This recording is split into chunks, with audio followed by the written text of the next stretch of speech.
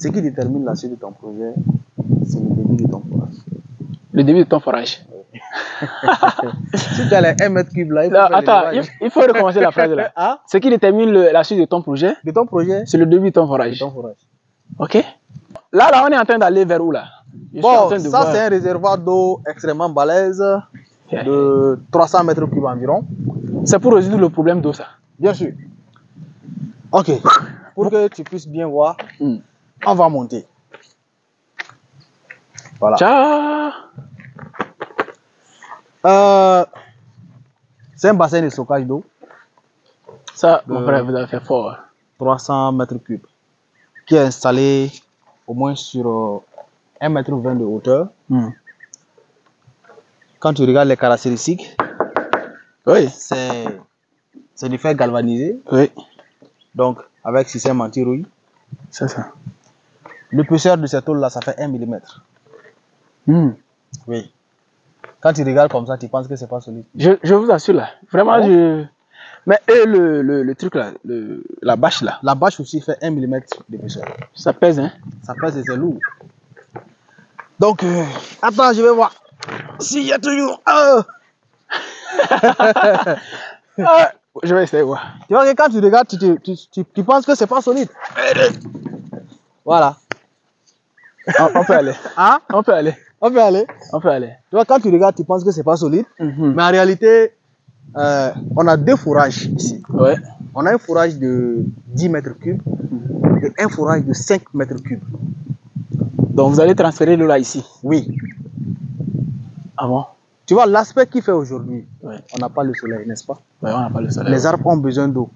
On fait comment? On doit trouver une solution. Il faut trouver une solution. C'est la raison pour laquelle nous avons réfléchi à pomper avec.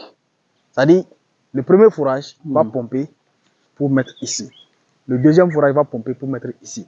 Mais il nous faut une source d'énergie qui va faire fonctionner ces 2 fourrages en même temps. On a passé à un bon groupe électrogène qu'on va installer de 10 kVA qui a la possibilité de faire fonctionner les 2 pompes simultanément. Est-ce que les panneaux solaires ne pouvaient pas jouer ce rôle? Les panneaux solaires sont là pour le faire pendant la journée. Dans la nuit? Dans la nuit, on actionne en fait le groupe électrogène. Mais bien sûr qu'il va marcher avec le gasoil parce que le gasoil est plus économique que l'essence en ce moment.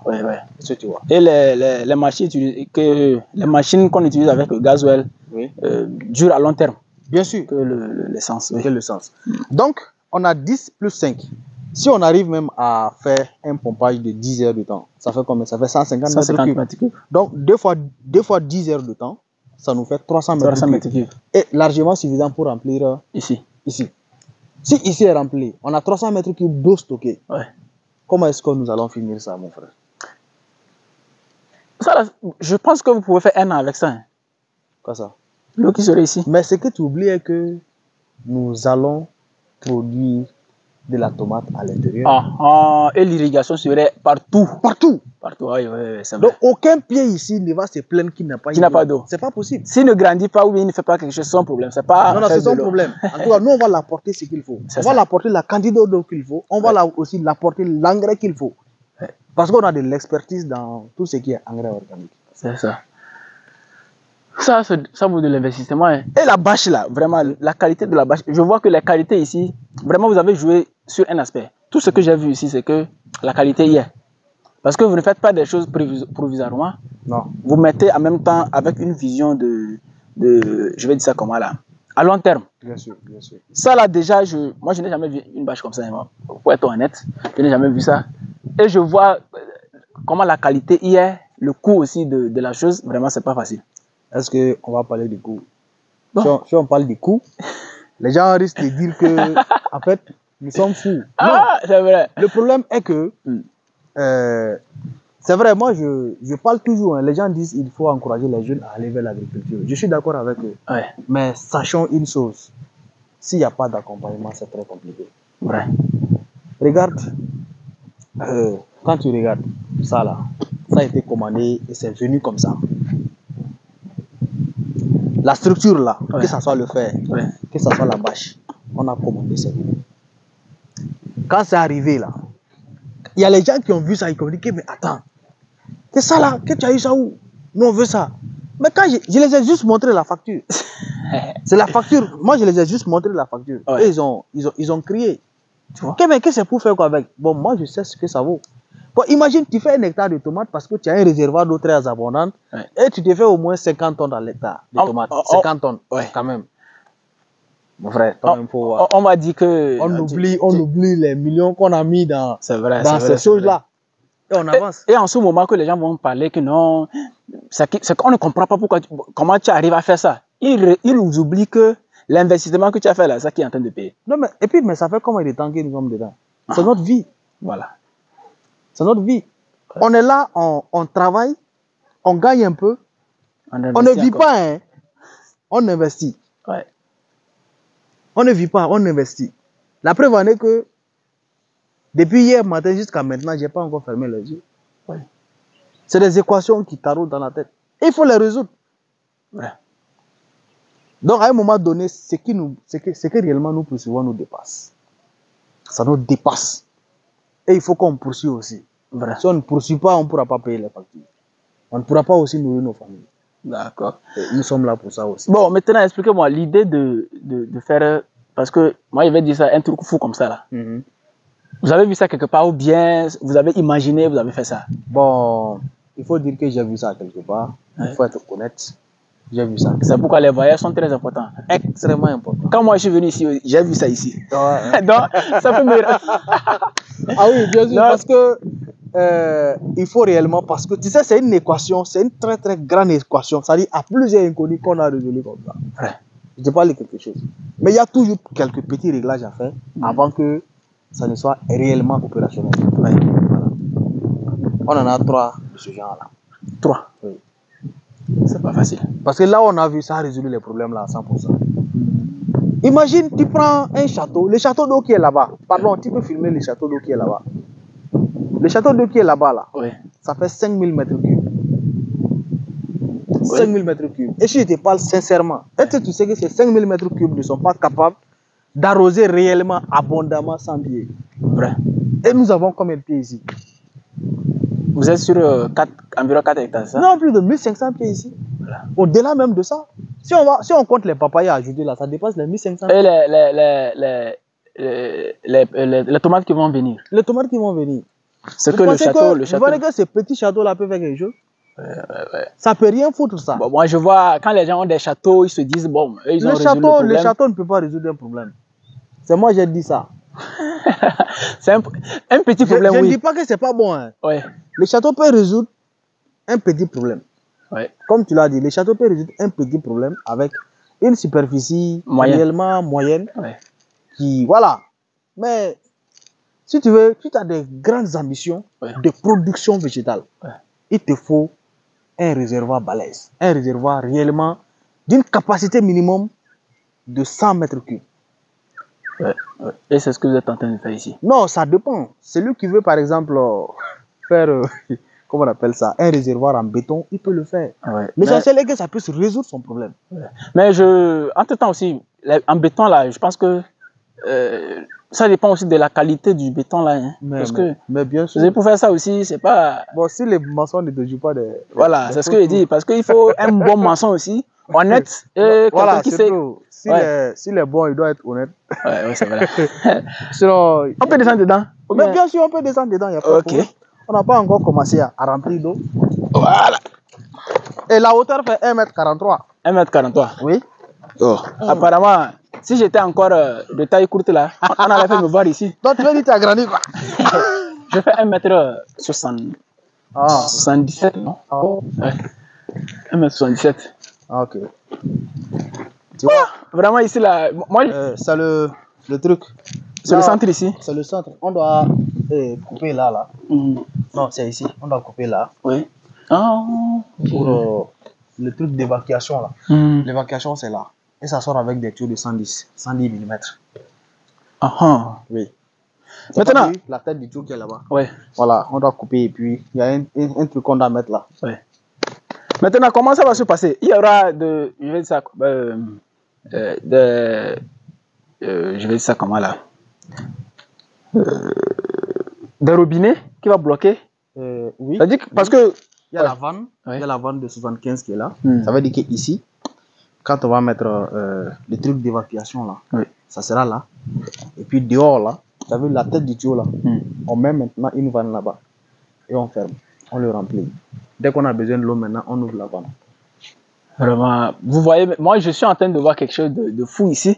Moi je dirais que mon voyage au Burkina Faso ici, je suis venu pour faire une formation. Enfin, je suis venu pour former les gens. Mais je vois que je me forme encore plus. Oui, parce que, tu sais, j'ai toujours dit que même moi, je me forme. C'est ça. Mais les gens pensent que c'est souvent, quand on sort souvent certaines pratiques, ils pensent que non, on s'est assis, on a découvert ça nous-mêmes. Non, la connaissance se trouve toujours chez un ami. Ouais. Ça, c'est un proverbe qui le dit. Et quand on est dans ce métier-là, il faut écouter tout le monde.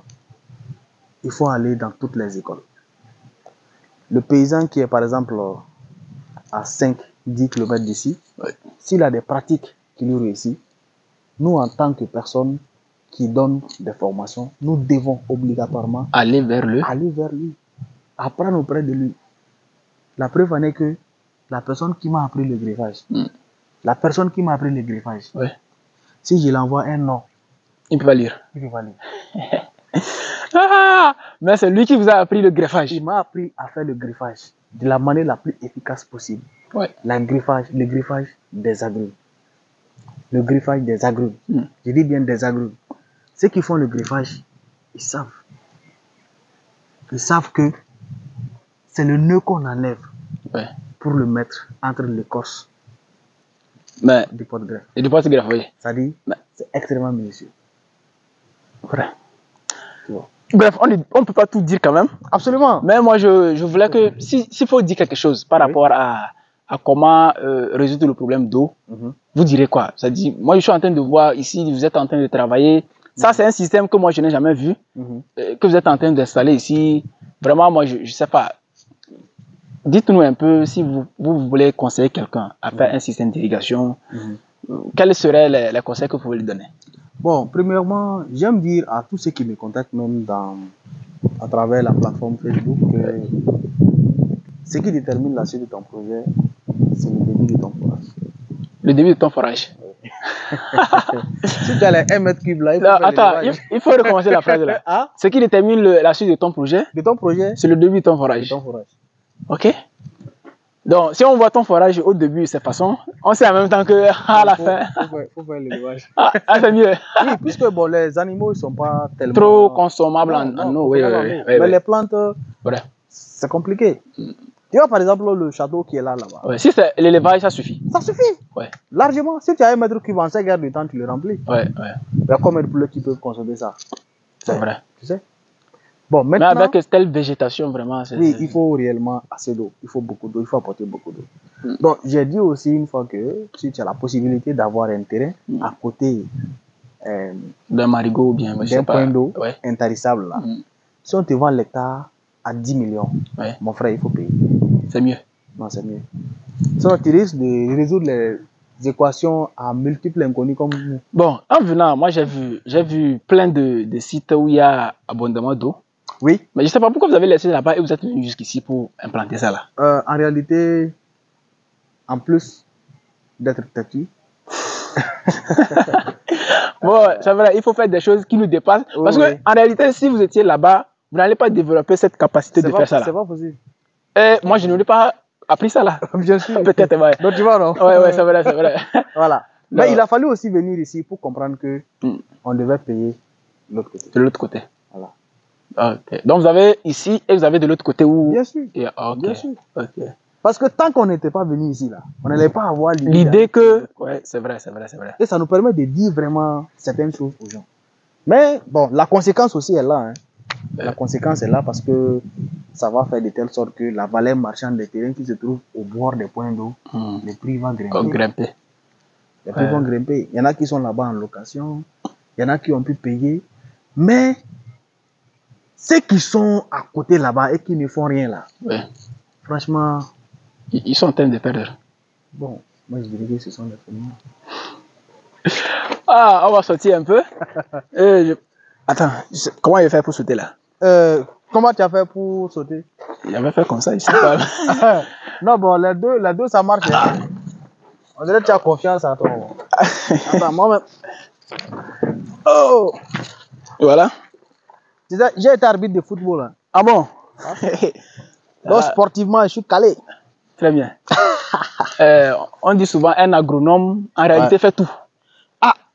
Tout. Parce que déjà, être au champ, travailler sur le sport déjà. Absolument. Ouais. Donc, il faut être bon en sport, il faut être bon en santé, il faut contrôler sa santé parce que ça joue. Beaucoup. Tout. Beaucoup. Mais ici même, il y a des petites des pannes que vous pouvez résoudre vous-même. Donc, il faut être peut-être plombier en même temps, mécanicien, tout. Oui, bon, quand il dit mécanicien, c'est pas que mécanicien en tant que... Mécanicien, mais des petites pannes, il faut les résoudre. Oui. Bon. Parce que à la ferme, on ne peut pas avoir une petite panne comme ça, faire déplacer quelqu'un. Tu sais que c'est ça là, c'est moi qui l'ai monté. Attends, ça là. Oui, le caméraman avec le caméraman. Vous l'avez monté toute seule ici sans l'intervention d'un spécialiste quelque part. C'est quoi? Pour faire ça là. Non, c'est ça. Donc ce que je vois là, ça fait maison. Ça dit, si quelqu'un veut ça aujourd'hui comme ça, vous êtes capable d'aller lui faire ça exactement. Non, même s'il veut ça, parce que ça on l'a monté, si toutes les commodités sont réunies, oui. On l'a monté de... C'est de quelle à quelle heure? De 18h à 23h. Donc c'était la nuit même. Oui. Vous travaillez comme les Chinois? Non, on a monté ça la nuit. Non, il fallait que lui-même réponde quoi. Ouais. Non, la nuit, c'est meilleur parce qu'il n'y a pas de soleil. Ouais. Voilà. Ça c'est chaud. Tu vois, on a monté ça de 18h à 23h. Ça là, comme ça. Ça fait 300 mètres cubes. En pisciculture, ça te fait combien? Ça fait 24 000 poissons. Si vous êtes en pisciculture ici, là, vous allez exploser aussi. Hein? Mais bien sûr. Bon, est-ce que vous pouvez faire l'élevage de poissons ici? Mais bien sûr. Quand j'ai dit qu'on en a 3, tu penses qu'on n'a pas ça au programme? Ok. Donc, si je comprends. Mais tu as vu le gros trou là-bas? Oui. Tu as vu le gros trou là-bas? Que vous êtes en train de faire de l'autre côté? Oui, tu as vu ça? C'est quelque chose encore. Mais mon frère, on fait comment? Je pense que on fait comment? ma venue ici, c'est la première fois, mais je serai ici fréquemment. Ah, dès que l'occasion se présente, net, je suis au Burkina Faso. Il faut venir. Parce que j'ai vu vraiment, vous êtes accueillant, vous êtes venir parce qu'il y a des poulets qui chantent.